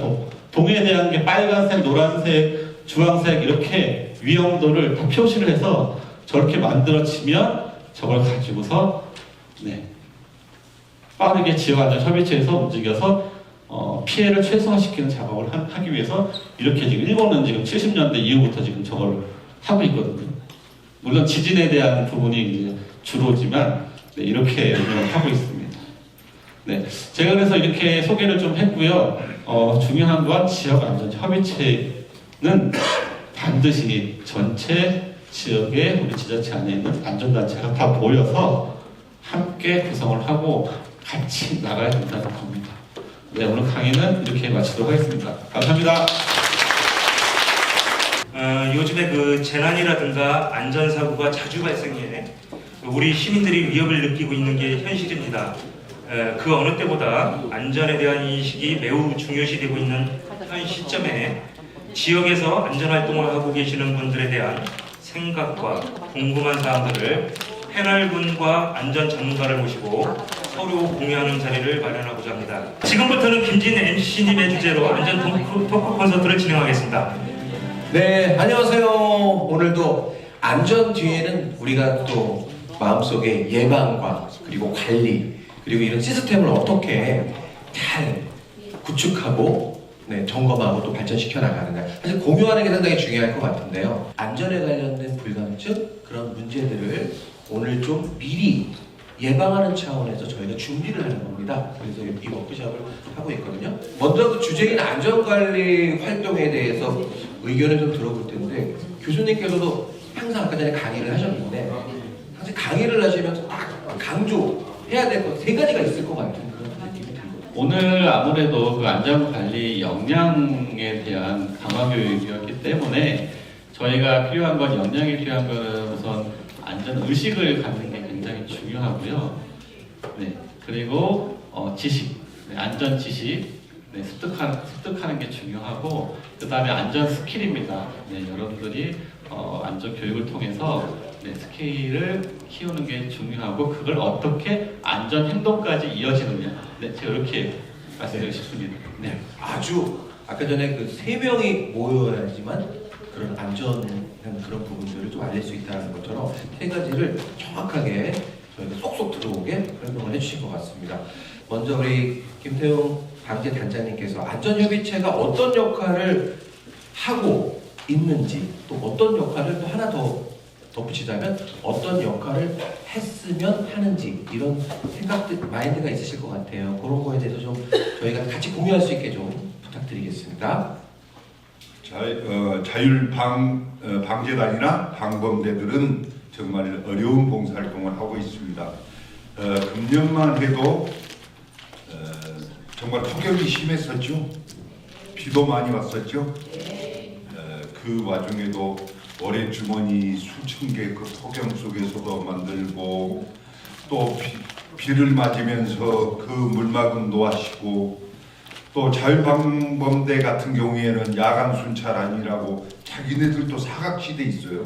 사각지대 있으면서 그런 그 봉사활동을 하는 여러분들이 어려운 봉사활동을 하고 계신다 이렇게 말씀드릴 수가 있을 것 같습니다. 그래서 이제 그 협의체라는 것은 도움이 되게 되면은 협의체 구성이 되면 각 단체들이 다 마을 안에 한 열차를 타고 한 마을에 사는 사람은 다 그 봉사활동이 함께해야 협력해야 봉사활동이 바로 이루어지는 겁니다. 제가 예전에 주민자치위원장을 했었는데요. 어느 위원이 어떤 얘기를 하냐 그러면은 시장님한테 시장님 보세요 하고 그 신문고에 신고를 했어요. 그걸 보니까 어떤 문제를 신고를 했냐 그러면은 예전에는 그 빈 항아리에다가 이렇게 쌀을 넣어놓고 어려운 분들 이렇게 떠가시라고 그 봉사활동을 했었죠. 각 동마다. 그러면 그분이 주민자치위원인데 쌀은 저쪽에 있으면은 쌀이 떨어져 있으면은 그 독에다 부으면 되잖아요. 그런데 그 빈 독을 사진 찍어서 시장님 보세요라고 사진을 찍어서 그렇게 신고를 했어요. 그거 맞습니까? 틀립니까? 그 단체원은 잘못된 단체원이죠? 다 협력해야 돼요. 내 단체 다른 사람이 해주는 게 아니고 자기가 그 역할을 해야 되는데 자기가 신고를 하고 있다라고 하면 잘못된 것이죠. 이제는 눈이 오도 눈이 오면 내 집 앞, 내 가게 앞 눈은 누가 치우죠? 내가 치운다. 여러분들이 치워야 돼요. 그래서 하나하나를 내가 한다라는 생각을 가졌을 때 내 이웃은 안전한 마을이 되리라고 이렇게 생각이 들어요. 그래서 지금 안전협의체가 구성이 되면요, 각 단체가 다 협의를 하고 협의를 해야 되지 않나 이렇게 생각을 해봅니다. 이상입니다. 네. 솔선수범해야 된다는 그런 얘기를 이렇게 중점적으로 해주셨는데 그전에 교수님께서 얘기하셨을 때도 첫 번째가 의식을 갖는다, 그 마음을 갖는다는 거거든요. 마인드. 네, 그 여러분들도 그런 마음을 가지고 이 또 마음이 혼자만 솔선수범하면 되나요? 아닙니다. 마음이 모여서 함께 해야 되는 그런 게 아마 지금 이야기하시는 이제 앞으로 구성된 이제 안전협의체의 역할이 그런 역할들을 해야 되는 꼭 그런 역할들을 해야 되지 않나 싶고요. 서로 그 단체분들끼리의 협의체 안에서 뭔가 또 역할 분담 이런 것들도 앞으로 있어야 되지 않을까 싶은데 그 역할을 이제 부여한다고 생각을 하거든요. 그래서 교수님과 우리 방재 단장님이 차례대로 그런 앞으로 협의체의 그런 어떤 생각을 좀 이렇게 가지고 계신 것들을 좀 공유해 주시고 이야기해 주시면 좋을 것 같습니다. 제가 이제 지역안전협의체라는 부분을 다른 지자체에서 하는 부분도 좀 찾아보고 또 지금 연구하고 있는 부분도 약간 읍면동 단위, 지역 단위로 하는 그런 역할들을 지금 연구를 하고 있는데요. 방법은 없습니다. 아까 현대장님 말씀하신 것처럼 그냥 지금 마을 안에 그 동 안에 있는 모든 봉사 단체들이 다 모여서 합심해서 하나로 이끌어가는 역할만이 우리 동이 최고의 동으로 만들 수 있는 안전한 동으로 만들 수 있는 그런 역할을 해야 된다라고 생각을 하고 있습니다. 이제 앞으로 이제 안전협의체가 또 하나의 울타리 안에서 또 어떤 역할을 하게 될지 그런 것들에 대해서 좀 말씀을 좀 부탁드릴게요. 네, 뭐 일단은 저희 그 자율방범대가 야간에 순찰을 하고 있는데요. 어떻게 보면 가장 최일선에서 안전에 노출되어 있는 상태라고 보거든요. 우리 순찰을 하면서 가장 안전해야 되는데 안전하지 못한 경우에 잘방되고, 그래서 가지고 있는 게 무기가 저밖에 없어요. 야광 조끼, 그 다음에 손전등 요밖에 없기 때문에 그래서 같이 대원들을 한 사람씩 다니지 말고 세 사람 네 사람씩 같이 모여서 다녀라. 이런 거 안전장치가 그밖에 없기 때문에 그래서 최우선으로 그걸 안전을 유지를 하고 있어요. 그렇고 이거 안전협의체 이게 발족이 되는데 처음 단계라 지금 쉽지가 않을 거라고 생각하거든요. 네. 앞으로 이걸 어떻게 하면 잘 발휘가 될 수 있을까, 이게 저는 궁금하거든요. 사실 이 지역안전협의체라고 하는 부분이 제가 알기로는 이 부분이 이제 그 역할이나 이런 부분을 스스로 만들어내는 걸 기대하고 있는 것 같아요. 제가 볼 때는 그 지역에서 지역 안전을 위해서 일선에서 뛰고 있는 지금 여러분들 그 단체들의 지금 협의체잖아요. 뭘 어떻게 이거를 구성해야 될지, 어떤 거를 발굴해내서 안전에 대한 걸 역할을 줘야 될지 굉장히 어렵습니다. 제가 봐도 굉장히 어려운 부분이에요. 잘못하다가는 이게 어떻게 연결되냐면 이 부분이 특화돼서 우리 이거 하자라고 하면 다른 단체에서 그게 특화돼서 하고 있는 역할들이 겹칠 수가 있거든요.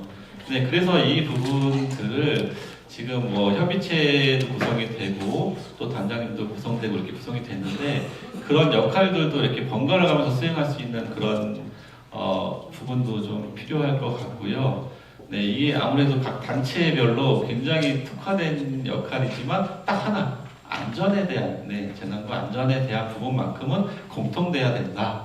그거를 협의체에서 계속 저희가 역량 강화라든가 아까 이제 그 이후에 할 구림 토의라든가 이런 부분들을 워크숍을 계속 통해 가지고 도출해내야 됩니다. 네.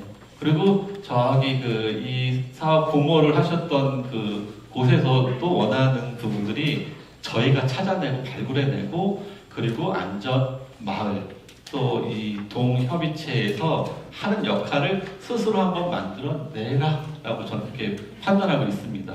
저희가 할 건 굉장히 많은데 너무 많아요. 솔직히 재난이나 안전이나 분야가 너무 많아서 그걸 어떻게 저희가 이거를 하나로 묶느냐, 그 작업부터 해야 될 것 같습니다. 네, 그렇네요. 안전협의체의 필요성이 왜 나왔을까? 여러 가지 안전에 대한 문제점이 있고 그리고 거기에 대해서 어떤 한계점도 있었을 겁니다. 네, 그렇기 때문에 우리가 안전에 대한 어떤 대응들을 미리 어떻게 매뉴얼을 그 지역별로 아까 전에 이야기하셨던 것처럼 읍, 면, 동, 급 안에서 뭔가 가지고 있는 안전의 문제점들을 자체적으로 좀 발굴하고 해결할 수 있는 그런 것들을 미리 준비하는 거잖아요. 이런 것들이 모두 준비하는 과정이고요. 지금 워크숍이라는 게. 그래서 사실 진짜 교수님이 얘기하시는 것처럼 정말 우리가 이제 민간 차원에서 주민 여러분들이 이런 것들을 다 해결하기 위해서 노력한다는 거는 사실 좀 어려움이 있을 것 같기도 합니다. 네, 맞습니다. 네. 여러 가지 또 어떤 그 예산 문제도 있을 거고 봉사하는 그런 어떤 시간들 그리고 기존에 그 각자 단체에서 하고 있었던 것들을 또 어떻게 또 이렇게 아울러서 합할 수 있을까 이런 것들이 좀 있을 것 같거든요. 저는 그 문제에 있어서 안전협의체는 구성원이 잘 돼야 된다고 저는 중요하죠. 네. 그 구성원이 어떤 사람이냐에 따라서 달라지겠지만은 안전협의체의 위원장은 동장으로 하되 동장 야에 있는 동에 있는 단체가 전체 단체가 같이 합류해야 된다라고 생각을 해요. 그래서 얼마 전에 저희는 몇 개월 전에 우리 시장님 행자부하고 해서 복지협의체 협약식을 가졌었어요. 자, 동단체끼리도 협약식을 가는 게 좋습니다. 안전협의체를 구성할 때 협약식을 같이 해서 동에서 안전하고 관련된 어떤 일이든 간 동장 야에 모두 다 단체가 협력하겠다는 협약을 하면은 그 약속을 반드시 지켜야 되겠죠. 네. 내가 바르게 살기, 자연보, 주민자치위원, 뭐 자유총연맹 이런 단체당에서 내가 안전해서 나 몰라라 할 수는 없잖아요. 같이 협약을 하고 같이 내 마을의 안전을 위해서는 어떤 일이든지 다 봉사활동 해야 되잖아요.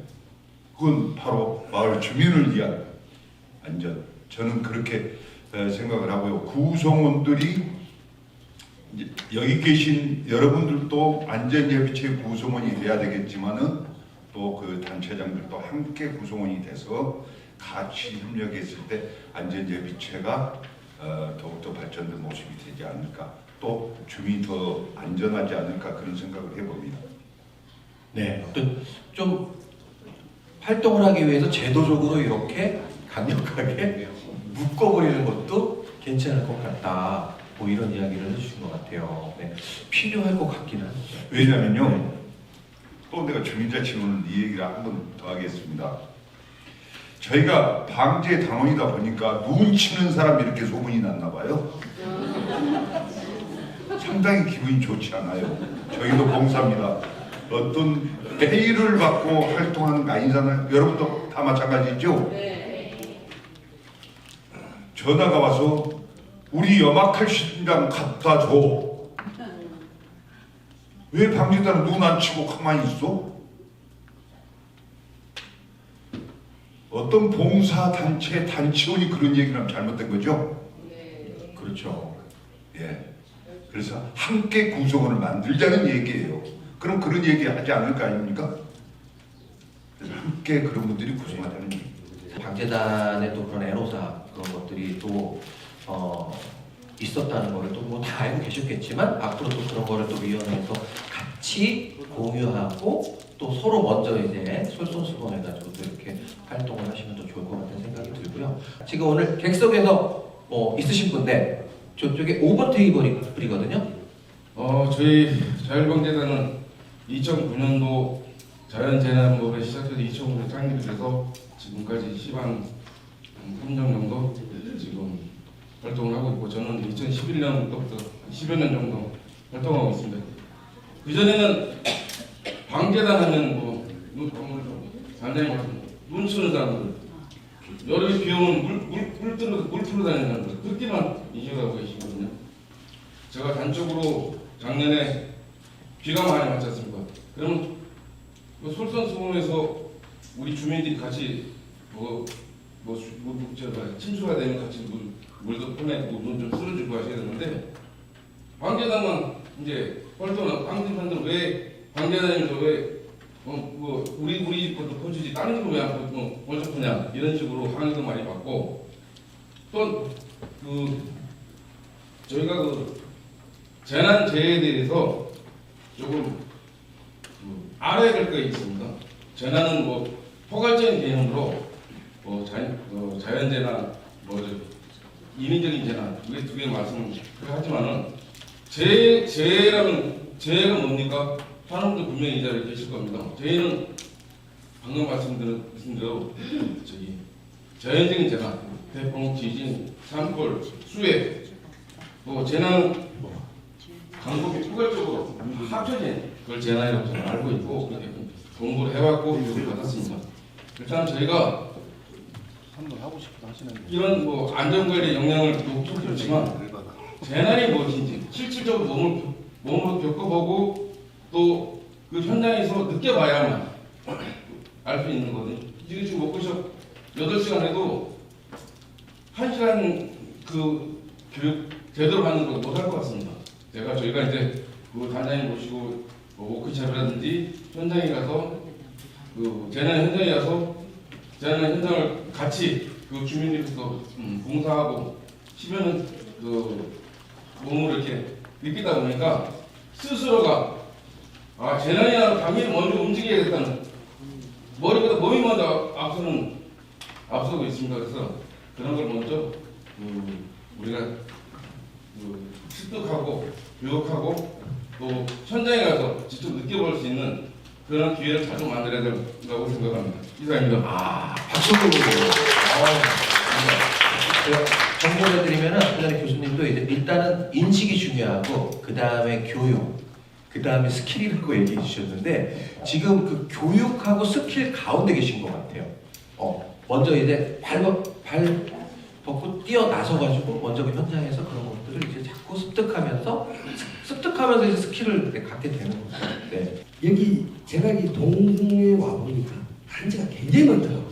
새마을 분녀회, 뭐 새마을 어머니회, 열 몇 개 단체가 있는데 물론 각 그 조직들로 하는 역할과 다 다르겠지만 근데 저는 이제 이 병재단으로 이렇게 역할을 하면서 이렇게 와보니까 제가 개인적인 생각에 보면은 너무 많은 단체들이 다 필요해서 있지만 비슷한 일을 수행을 많이 하더라고요. 그래서 제가 혹시 이제 이게 다 준비가 돼 있겠지만 그래도 우리가 재난과 재해에 대해서 안전관리에 대해서 정말 우리 하부줄이게 아까 그 교수님께서는 뭐 희궁구에 뭐가 있고 동업문동이 없다고 하는데 필요한 것이 컨트롤 타워가 필요하다. 그걸 하려면 기본적인 매뉴얼이에요. 그 매뉴얼에 따라서 소위 말해서 하나의 여러 단체가 있더라도 그 기본 매뉴얼을 정해놓고 그걸 동시에 똑같은 그 어떤 그 수치를 만들어 놓는 그걸 가지고 같이 진행하는 거예요. A 단체든 B 단체든 C 단체든 간에 하나의 그 매뉴얼을 가지고 그게 대응 그러니까 예방, 뭐 대비, 대응, 뭐 복구 이렇게 있으면 거기에 대한 매뉴얼 기본을 딱 만들어서 C면 C 동에서 같이 협의해서 만들어져서 협의체와 같이 협의해서 자 이렇게는 할 때는 이렇게 저렇게 할 때는 거기에 대한 아마 있는 거는 알고 있겠습니다만 얼마나 준비되어 있는지 모르지만 우리가 재난과 이 뭐 재해에 대해서 누구나 다 시각적으로 다 알고 있습니다만 어떻게 해야 될지 방법론에서 잘 모르거든요. 사실. 그래서 우리가 그게 대해서는 제가 생각하는 것입니다. 많은 조직들의 유기적 합의를 하려면 그 협의를 해서 하나를 매뉴얼을 만들어야지. 그 매뉴얼을 따라서 일사불란하게 그 하나만 보면은 A 단체든 B 단체 다 실행할 수 있도록 뭐 그렇게 한번 뭐 짧은 지식이지만 그게 필요하지 않겠나 싶습니다. 이사입니다. 네.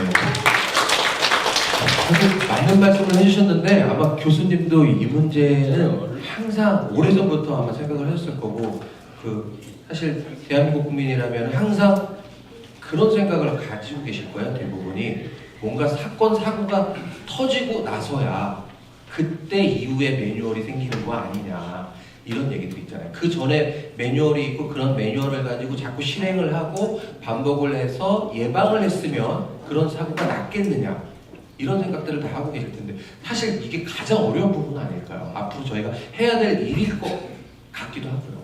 네, 맞습니다. 제가 저도 똑같은 생각을 했습니다. 저도 이 재난 쪽을 공부하면서 한 10여 년간 고민을 했던 게 매뉴얼이 너무 많아요. 너무 많아서 지자체별로도 있고요. 시군구 따로 있고 그다음에 말하는 동네 마을 자체에도 이렇게 따로 만들어서 하시는 분도 있고 지금 매뉴얼 자체가 전체적으로 적극적으로 뭐 3,000개다, 5,000개다 이렇게 그렇게 얘기를 하거든요. 네. 있다고 얘기를 하는 게. 근데 이게 어찌 보면은 예전에 좀 급하게 급조돼서 만들어진 케이스라고 저는 봐요. 이 매뉴얼이.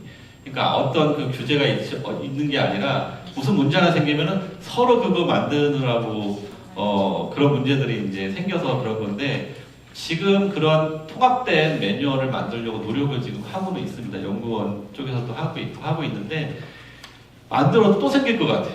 제가 지금 우려하는 거는 통합적으로 만들어도 워낙 그 재난이란 분야가 너무 넓다 보니까 각 마을 단위로 했을 때 우리는 이 마을에 이게 특화됐는데 이게 많이 발생하는데 그러니까 뭐가 하나가 그 사건 재난이나 사건이든 이런 게 터지면요 그거에만 집중해서 모든 게 매달리다 보니까 안 만들어질 수가 없는 상황이 됐거든요.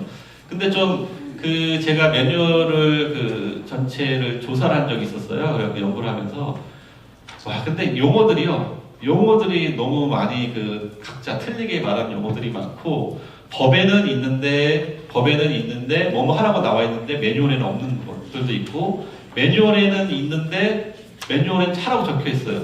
근데 법에는 또 그게 없어요. 그래서 제가 비교를 하면서 그걸 빼라, 넣어라 이런 거를 하는 거를 해서 작년에 연구를 하면서 그 매뉴얼만 연구를 하면서 그걸 가지고 세봤는데 어쨌든 통합되는 건 맞습니다. 제가 일단은 통합되고 그 뒤에 늘어나서 다시 줄이더라도 통합을 시켜야 되는 건 저는 맞다고 생각하거든요. 그래서 그 동감 되게 하는 부분이고요. 아까 또 처음에 말씀하셨던 그 대답을 좀 드리고 싶으면은 재난 하면 지역자율 방재단 쪽이니까 재난 쪽에 관심이 이제 그쪽이 더 많으실 거 자연재해 쪽에. 그래서 재난이 그 재해라고 하는 부분이 이제 정확하게 이제 명시가 돼 있어요. 법에는. 그러니까 저희가 꼭 그 학습을 하고 교육을 받아야 되는 게 뭐냐면 재난과 재해는 구분이 되어 있거든요. 법으로. 네. 그 재해라는 거는 재난으로 발생된 피해를 재해라고 얘기를 합니다.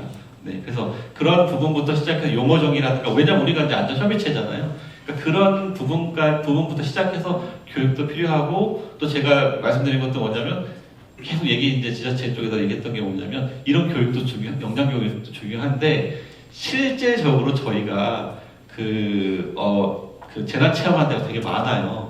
이렇게 그냥 동네에서 소방서나 이런 데 하는 거 말고 야외에서 하는 게 많거든요. 수상 쪽도 있고 진짜 물에 빠뜨리고서 하는 그런 것도 있고, 진짜 비행기 있잖아요. 그거 타면서 이렇게 탈출하는 것부터 시작해서 그런 것들이 많은데, 그런 데도 한번 같이 동참을 하기도 하고, 또 실질적으로 뭐 매뉴얼 작업하는 때도 같이 저희가 동참을 해서 정책적으로 참여하는 게 굉장히 중요하다고 생각합니다. 네. 오늘 좀 짧은 시간이지만 그래도 함께 안전에 관련된 어떤 이야기들, 그리고 앞으로 이제 위원회가 구성이 되면 우리가 또 앞으로 어떻게 해야 될 것인가에 대해서 함께 공유를 하는 시간을 가졌습니다. 다시 한번 이 세 분께 박수 부탁드리겠고요. 우리 최성준 교수님, 우리 주동사님께 박수 부탁드립니다. 감사합니다. 자, 오늘 브리핑을 진행해 주실 여러분이 다 잘 아시는 강사님 최성주 강사님이 진행을 맡아서 하시겠습니다. 자, 박수로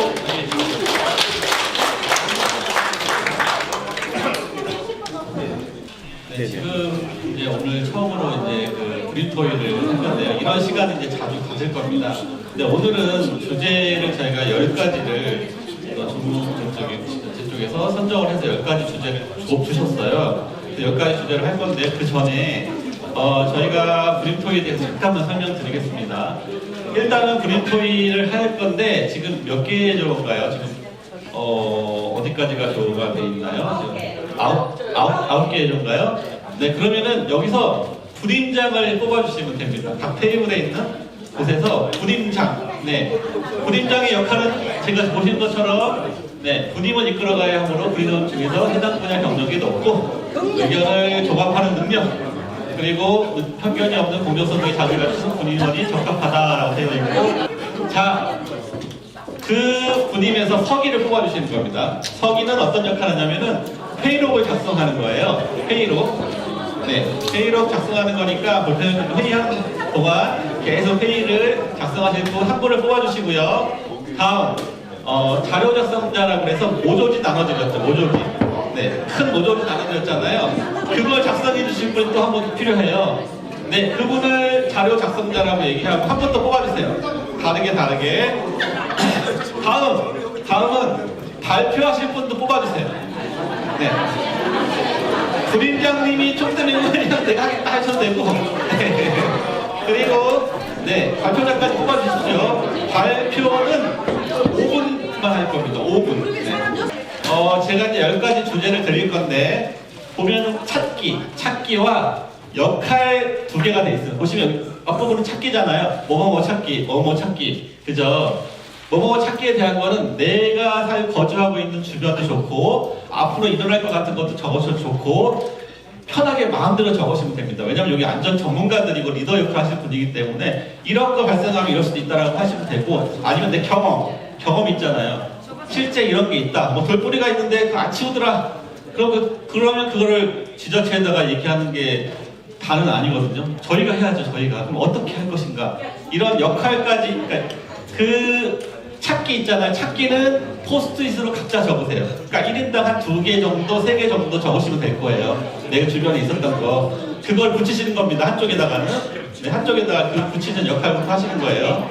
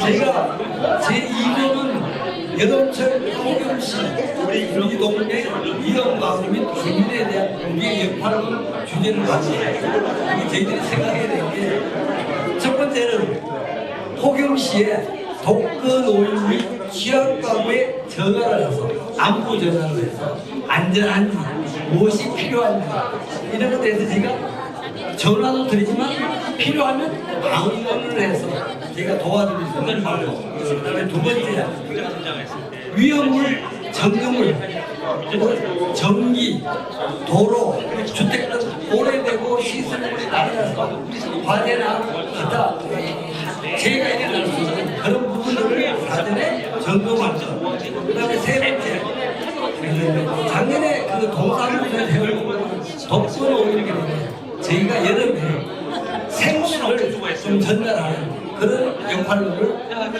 해보고 싶다는 게 세 번째. 네 번째는 독거노인들이 많은 저희가 작년에 또 그 경로당에 에어컨을 다 점검을 했어요. 그래서 독거노인들이 많이 계시는 분들이 동네 쉼터로 나올 수 있도록 저희가 안내를 해드리고 주변에 좀 살펴서 그분들을 위해서 봉사할 수 있습니다. 그래서 마지막으로 어르신들이 병원에 가시는 분들이 많아요. 그런데 혼자 가기가 힘든 분들이 있어요. 사실 요즘 뭐 요양보호사들이 있어서 그 기초생활수급자나 자산이 배달되신 분들은 해드리지만 일반적인 우리 동네에서도 이런 분들을 위해서 어르신들을 위해서 병원 동행을 해주는 봉사활동 이거는 5가지를 정해서 한번 정해봤습니다. 이상입니다. 태풍 포굿이 우리 지역 출입 통제가 필요한 지역 찾기 및 우리의 역할이었습니다. 태풍 지역이 발생했을 경우 아니면 태풍과 폭우는 거의 항상 동반하잖아요. 첫째로 저지대 반지하, 도로 주변을 매도를 하고 가장 내 집 앞에 있는 안전부터 확인한 다음에 2번은 지하차도 하천 주변 침수가 있나온가 하고요. 세 번째는 학교 노후 건물이나 담벼락 주변 그쪽을 확인해봐서 우리 지역 주민의 피해가 없도록 노력을 하고요. 네 번째는 가건물, 비닐하우스나 이런 거로 제2의 제3의 피해가 가지 않도록 안전에 주의 집중을 하고요. 다섯 번째는 산사태나 토사 유출 같은데 더 멀리 볼 수 있는 건데 가장 중요한 것은 안전의식을 친구 지식을 통해서 원스톱 처리할 수 있도록 평소 우리 자율방법사용을 행동하는 그 침착성을 갖고 우리 주변이나 이 상태가 어느는지 확인하는 게 최우선이라고 생각합니다. 감사합니다. 1번 어린이 안전을 위해 통학로 신청하기. 항상 빗물바지가 있어서 높아가지고 미끄럼 방지를 예방하기 위해서 했습니다. 2번 하수구의 주변을 낙엽을 스스로 치운다. 3번 빗물바지 하수구를 높낮이를 조절해서 물이 차는 곳이 없도록 예방한다. 4번 무지개 고가의 파인 도로를 신청해서 완전히 보수했지만 그래도 스스로가 먼저 파일 도로를 있나 없나 보면서 밤에 야간 순찰시 활동하고 있습니다. 5번 안전사고를 예방하기 위하여 자기 스스로가 솔선수범하여 마을 지킴이가 된답니다. 이거 이상입니다. 우리 지역 인파 밀집 지역 축제와 행사 등 찾기와 사고 예방을 위한 우리들의 역할을 중심으로 저희가 해봤습니다. 저희가 신중동 지역은 시청, 중앙공원, 먹자골목, 현대 롯데, 대형마트 등이 밀집되어 있어 항상 인파가 밀집되는 지역입니다. 중앙공원은 부천의 제일 큰 공원으로 저녁시간 가장 많은 주민들이 평상시에 이용하고 있으며 부천 50주년 행사 시 화장실 부족으로 주민들이 가장 큰 인파를 이루어 아주 싸우고 난리가 났었습니다. 오줌 똥을 못 싸가지고. 그리고 시청 아트센터 공원들이 애완견들의 대소변으로 주민들이 이 애완견 봉지를 가지고 오시는 분도 있는데 저희가 아시겠지만 시청 아트센터 앞에 잔디광장이 새로 싹 다 깔렸습니다. 많이 다 가보셨죠? 거기에 아직까지 애완견에 대한 인식 부족으로 애완견이 물론 가족입니다만 아무거나 오시는 분이 있지만 대소변을 잘 치우셔야 되는데 대소변을 안 치워서 또 그런 문제 때문에 조금 공간 분리가 필요하지 않나. 왜냐하면 대형 행사 시에는 애완견을 조금 놔두고 온다든가 아니면 애완견 가방에 모시고 온다든가 이런 점이 좀 필요할 것 같습니다. 왜냐하면 끌고 오는 부분은 개를 싫어하는 사람들도 있기 때문에 이런 부분에 대해서는 조금 배려가 필요하다. 그리고 먹자골목 현대 롯데 주변의 식당들의 탁자로 인해서 인도의 구분이 없이 취객들과 부딪히면서 실패의 소지가 굉장히 많습니다. 지금은 원래는 탁자들이 한 줄이 나왔습니다. 지금은 두 줄, 세 줄이 점령하고 있어서 사람 한 명도 사실 빠져나가기 힘든 상태고 이번 할로윈 축제에서 저희 자율방범대가 저녁에 순찰을 했습니다. 근데 사실 저희가 지나가는 한 사람의 공간밖에 확보가 안 돼가지고 굉장히 힘들었어요. 이런 부분도 조금 신경을 써야 될 것 같고 휴일 주말에 동원되는 봉사자들의 예우를 좀 많이 잘 해주셔서 많이 참석해서 사고 예방에 효율적인 동선의 나눔이 필요할 것 같습니다. 왜냐하면 자율방범대나 또는 모범택시나 또는 다른 봉사단체들이 많이 나와 있습니다만 동선이 뭉쳐져서 한 군데로 몰려있기 때문에 뭐 조금 다른 분은 조금 입구에서 다른 분은 좀 중심에서 좀 다른 분은 들어오는 뭐 광장에서라든지 효율적인 동선의 나눔이 필요하다. 몰리는 부분에만 봉사자들이 몰려있어요. 그래서 이거는 효율적이지 못하다. 그리고 부천시 행사가 가장 많이 진행되는 신중동 지역으로 많은 봉사자분들이 참여를 하셨으면 좋겠고 사실 휴일이나 주말에는 행사가 시청 주변이라서 굉장히 많습니다. 근데 신청을 잘 안 하세요. 좀 많이 신청을 하실 수 있도록 저희 단장님들이나 또는 뭐 봉사자님들이나 또 이쪽에 계시는 분들이 좀 홍보를 많이 해주셨으면 좋겠고 또 저희 봉사자들을 대우해 줄 수 있는 각별한 좀 대우가 필요합니다. 감사합니다. 도로공원 및 우리 동네 위험요소 찾기와 예방을 위한 우리들의 역할입니다. 그래서 첫 번째로는 공원 및 광장 가로등 밝기를 좀 조절하여 좀 많은 좀 환하게 좀 비치해서 야간 청소년들이나 아니면 또 범죄로부터 또 예방할 수 있도록 또 색깔도 이렇게 좀 입혀서 이렇게 밤에 이제 또 어떤 주무시는 이런 분들이 있으시니까 또 어묵도 바꾸면 안 되게 조도나 이런 것도 맞춰서 추가로 좀 설치했으면 좋겠다라는 의견이 나왔고요.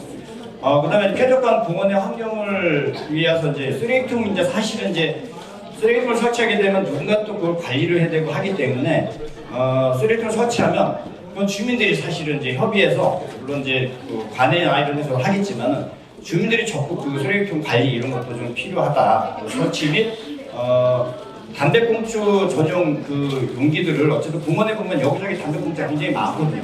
그러니까 전용으로 이렇게 한 군데 모아 있으면 치우기도 편하고 하니 담배꽁초 전용 용기들을 이렇게 비치해 줬으면 좋겠다는 그런 의견이 나왔고요. 세 번째 이제 공원 내 이제 우리가 이제 그냥 말로만 공원에서 안전을 지키는 것보다는 우리가 어깨띠나 아니면 공원의 어떤 그 환경을 좀 지키면서 어쨌든 그 캠페인 안전 캠페인이든 예방 캠페인 이걸 주민들 스스로 우리가 어느 단체가 어떻게 하지 마시고 주민들 스스로 우리가 안전 캠페인을 어느 횟수를 정해서 좀 주기적으로 좀 관리하면서 쾌적한 공원을 만들 수 있는 데를 이쪽을 하면 좋겠고, 그다음에 공원 내 화장실이 비상벨이 사실은 어딘지 잘 몰라요. 설치는 돼 있습니다. 그래서 비상벨을 좀 눈에 식별하게 보이기 큰 곳에 또 어떤 위험으로서 욕조가 됐을 때 그분을 보호할 수 있게끔 색깔도 좀 이렇게 좀 뭐 빨간색으로 좀 크게 하든지 좀 비상벨을 눈으로 쉽게 볼 수 있게끔 안전을 위해서 이제 그런 것도 좀 설치를 좀 추가했다는 그런 의견들이 있었고요. 그다음에 이제 CCTV도 사실은 이제 화장실이랑 또 이제 개인적인 사생활 이런 측면도 있지만은 외적으로 사각지대에 대한 CC 카메라가 조금 더 보호되고 설치해야 되지 않을까 그런 또 의견도 좀 있었습니다.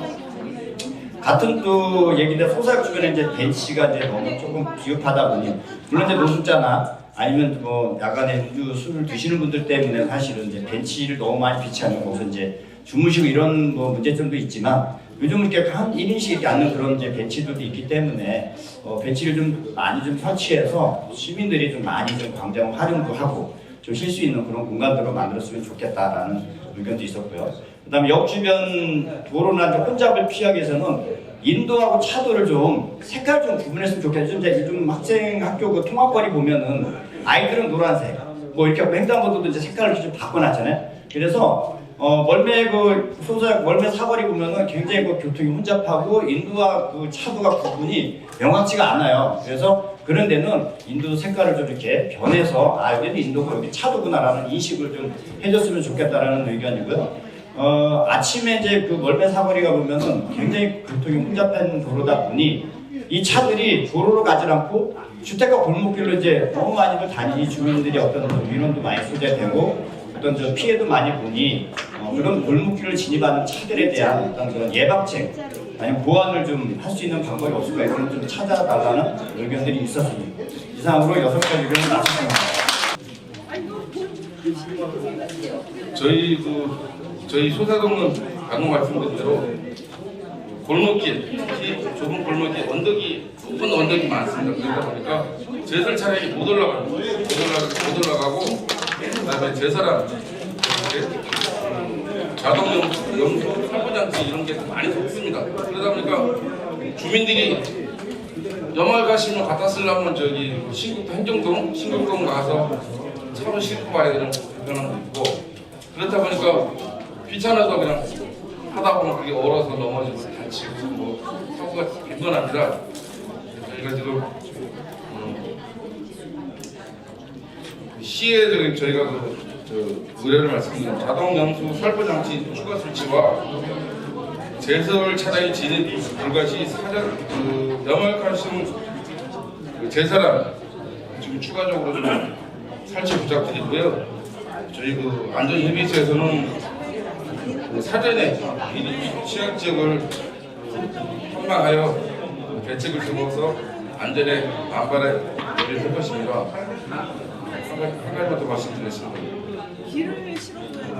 저희 소사동은 성모병원 후문 고가비 소강사에서 소사역까지 소사역 빠져나가는 1시간이 걸립니다. 기차가 굉장히 심해서 그러다 보니까 이제 소사역 그 옆에 소사 고가로 다니다 보니까 양방향 통에 잦은 사고가 많이 납니다. 그런 거 좀 일방통행을 좀 안전을 위해서 일방통행을 좀 추진한다든지 그렇게 해서 좀 안전사고에 좀 미리 대비했으면 좋겠고요.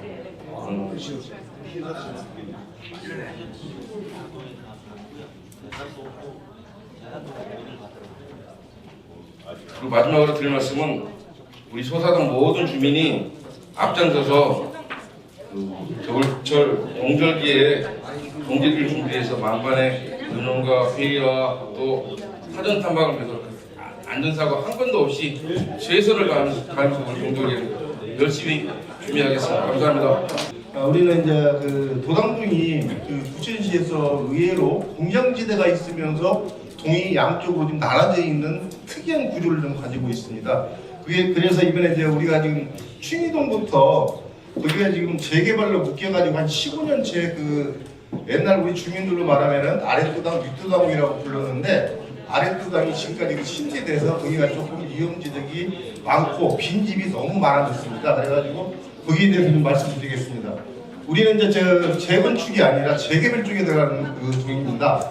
그러다 보니까 춘희동은 해제가 돼가지고 빌라촌이 형성됐지만은 도당도 그쪽으로는 지금 집을 전체 손을 못 대고 있는 상태입니다. 그리고 집주인들이 보통 우리 현지인이 아니고 외부에서 투자해 오신 분들이 대부분입니다. 그렇기 때문에 집을 손을 봐주지 않고 세입자들이 그 집이 샌다든가 그거 하면은 다 나가라고 합니다. 예를 들어서 우리 더 투자할 생각이 없다. 그래서 거기는 말씀드리겠습니다. 그러다 보니까 문제거리가 청소년들의 이제 흡연이나 음주, 범죄 원상이 되는 게 집들이 너무 낮고 그 빈집들이 많이 생기고 하면서부터 그런 점이 많이 좀 생겼고요. 그러면서 이제 그 야간에도 소동대면 주변이 너무 어두워가지고 오늘도 지금 그 한마디로 그 우리가 방범 그 등을 하나 또 신고도 했는데 이렇게 이제 그 주위에서 보통 한 집의 단독들은 6집씩 살잖아요. 대부분의 5집, 6집. 근데 지금 한 집, 2집밖에 못 살아요. 나머지 분들은 불편해서 살 수가 없다고 나가시는 거죠. 그 나무 계시는 분들은 돈이 없어서 못 나가는 겁니다. 딴 데 나가고 싶어도 거기 이제 세는 올리지는 않으니까 자기가 고칠 맞춤 고쳐서 사시는 분들이 지금 남아있는 거고요. 그러다 보니까 부천시에서도 재개발 지역은 그 투자를 안 해줍니다. 첫째.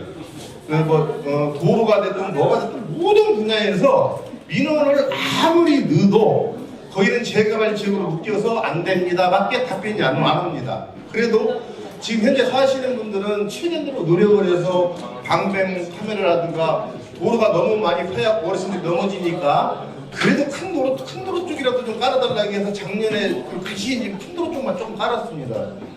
이제 불법 투기 이제 그 쓰레기 같은 것도 우리 이제 지역에 이제 집값이 싸다 보니까 외국인들이 좀 많이 들어와 살고 있어요. 중국 사람뿐만 아니라 필리핀, 베트남 할 거 없이 많이 들어와 사시는데 그분들은 이제 우리나라하고 사람하고 좀 틀려요. 그 쓰레기 개념이 없어가지고 새벽에 이사를 간다든가 움직인다든가 하면은 무조건 몰래 갖다 버립니다. 그럼 그저 그 장소가 쓰레기 완전히 그 투기 장소가 돼버려요. 그래서 제가 이제 거기에 지금 부천군 내가 지금 주민자치 회장을 맡고 있는데 공무원들하고 그렇게 가서 치워줘도 그걸 당해낼 수가 없어요.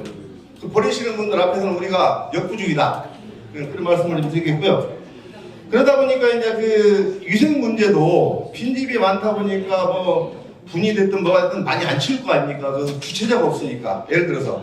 그리고 뭐 예를 들어서 뭐 보일러가 터졌든 어쨌든 다 잠궈놓고는 가더라도 그런 하수구 문제나 그런 문제들이 많이 좀 터지더라고요. 그런 문제가 지금 거의 취약 지정으로 되어 있습니다. 그래서 거기에 대한 것은 이제 우리가 지금 우리 자율방범대라든가 아니면 이제 이런 파출소에 이제 지구대에 연락을 해서 그 취약 지점인이 그 좀 순찰을 해달라 그런 지금 의견이 좀 나왔습니다. 그게 나왔고요.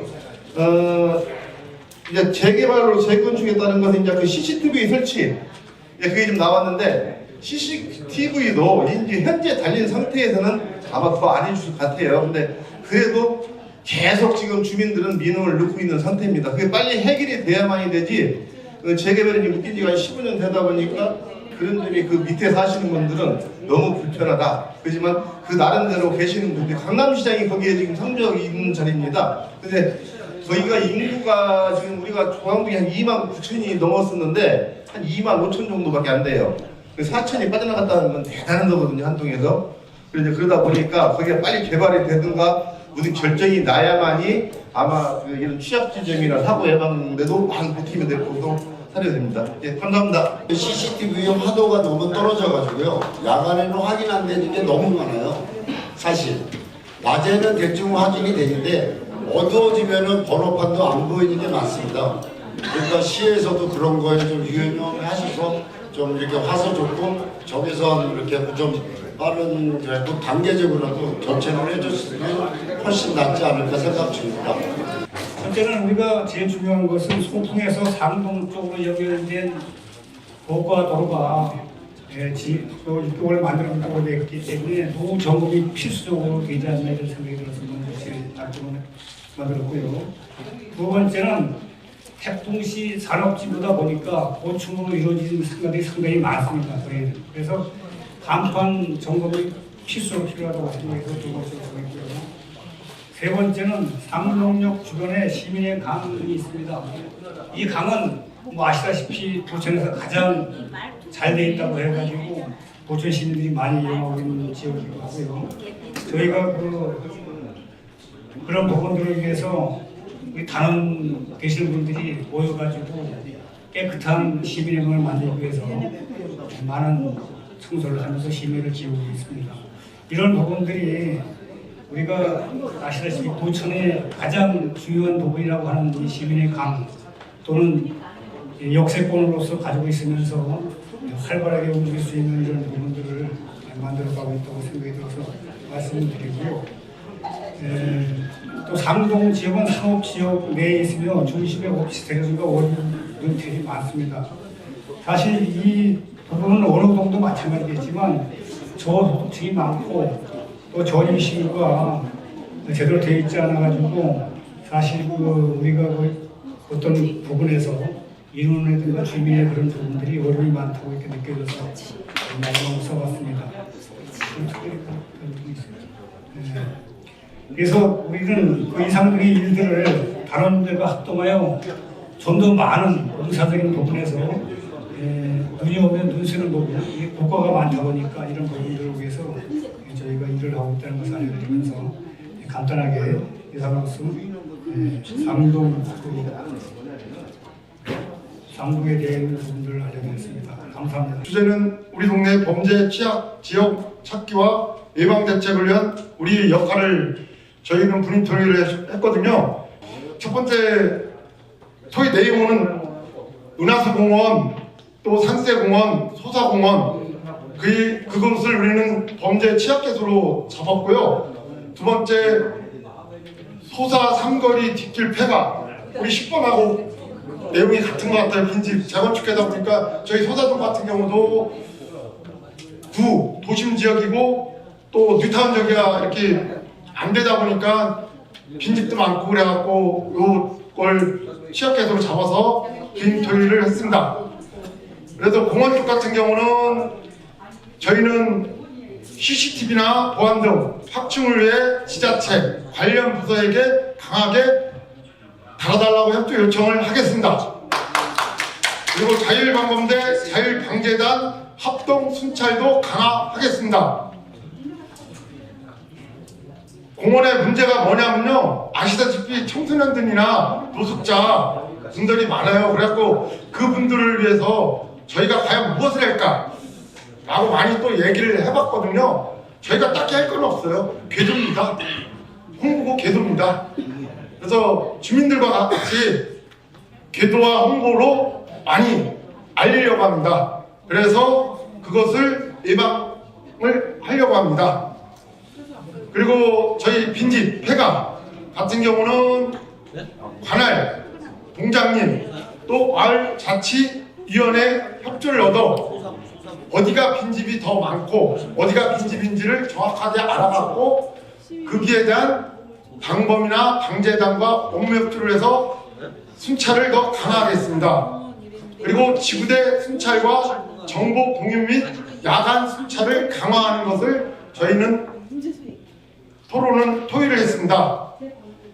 그리고 지금 다른 거 다 빼놓고요. 이거 같은 경우는 주민들이 모니터링을 해야 돼요. 많이 어디가 청소년들이 많이 모여서 담배를 피우는지 또 노숙자가 어느 공원에 많이 있는지 해서 그런 불편한 거를 얘기를 해주셔야만이 거기에 대한 대책이 나오는 거지 그냥 보고도 지나가시면 절대 거기는 발전이 없거든요. 아무튼 저희는 이렇게 잡았고요. 취약지역을 사전에 예방 및 감소가 목적으로 발표했습니다. 이상입니다. 네, 마무리 이제 말씀드리고 어쨌든 지금 제가 원래는 여기서 끝나는 게 아니고요. 이렇게 진행이 됐잖아요. 그럼 지금 협의체이기 때문에 여기서 얘기했던 것들 중에서도 이제 이거 꼭 필요해 하는 부분들하고 그래서 각 그 분입마다 꼭 우린 이걸 하고 싶다라는 것들을 이제 부림장님들끼리 모이셔가지고 하나 고르는 거죠. 이번에는 이거를 하겠다 해서 그걸 가지고서 이제 9개면 9개 조가 모여서 쭉 또 나열을 같이 합니다. 나열을 해가지고 이걸로 우리 협의체에선 이걸로 이번에 하자. 그러니까 회의가 많으면 많을수록 좋아요. 부림토의가 많으면 많을수록 좋은 게 뭐냐면 아니 이렇게 전체가 다 모였는데 안 해줄 수 있는 근거가 없잖아요. 그죠? 네, 법적으로 제지할 수 있는 거 빼놓고는 거의 예산이 한쪽으로 몰려서 할 수도 있고요. 만약에 이게 급하다고 하면 전체가 다 해달라고 하는데 원래 다 이렇게 나눠서 해야 될 거를 이게 진짜 중요해. 그러면 이걸 몰아서 먼저 할 수도 있는 그런 것도 협의체에서 다 만들 수 있다고 저는 봅니다. 네, 제가 계속 어디 가도 이렇게 주장을 하고 있는 부분이고 제가 말씀드린 것처럼 재단이나 안전 부분은 한두 개가 90% 이상의 위험을 차지하고 있어요. 네, 그러니까 그런 역할을 하자고 제가 이제 계속 주장하고 있는 부분인데 그렇게 하려면은 읍면동 단위에서 네, 협의체가 구성이 돼야만 가능한 얘기입니다. 그게 이런 부림토의가 계속 이루어질 수 있도록 여기 계신 협의체에 있는 분들이 좀 더 활성화 시켰으면 좋겠습니다. 저는 여기서 이만 물러나겠습니다. 감사합니다. 네, 오늘 이 워크숍을 통해서 많은 거를 할 필요는 없을 것 같습니다. 그러니까 딱 한 가지, 두 가지 정도만 아셔도 성공한 거라고 생각을 합니다. 근데 그것 중에 하나가 안전협의체가 이런 거구나 이런 걸 좀 느끼셨으면 좋겠고 그 다음에 안전협의체를 통해서 어떻게 우리가 해야 되는지 이거를 좀 고민하셔야 돼요. 오늘 이 사례 발표도 하셨지만은 이게 바로 고민하는 거거든요. 고민이 없으면 아무 소용이 없어요. 근데 지난 그 회의 같은 거 이제 이렇게 지나간 걸 한번 보면은 이런 경우가 있어요. 이제 보통 통장 회의라든가 주민자치 회의라면은 회의를 해서 우리 지역에 어떠한 문제점이 있다 그러면은 거의 민원성으로만 제시만 합니다. 그래서 동사무소에서 해결해 주세요, 시청에서 해결해 주세요 이렇게만 하고 끝 이렇게 됩니다. 그럼 그거는 물론 주민자치라든가 통장이라든가 그런 쪽에서는 그게 맞는 건지는 모르겠지만 어쨌든 우리 안전협의체는 그걸로 끝나면 안 됩니다. 그래서 우리가 그거 관련해서 우리가 할 수 있는 게 뭐가 있을까 고민을 하셔야 됩니다. 손쉬운 예로 우리가 진달래 축제라든가 여기 부천에서 꽃축제가 있잖아요.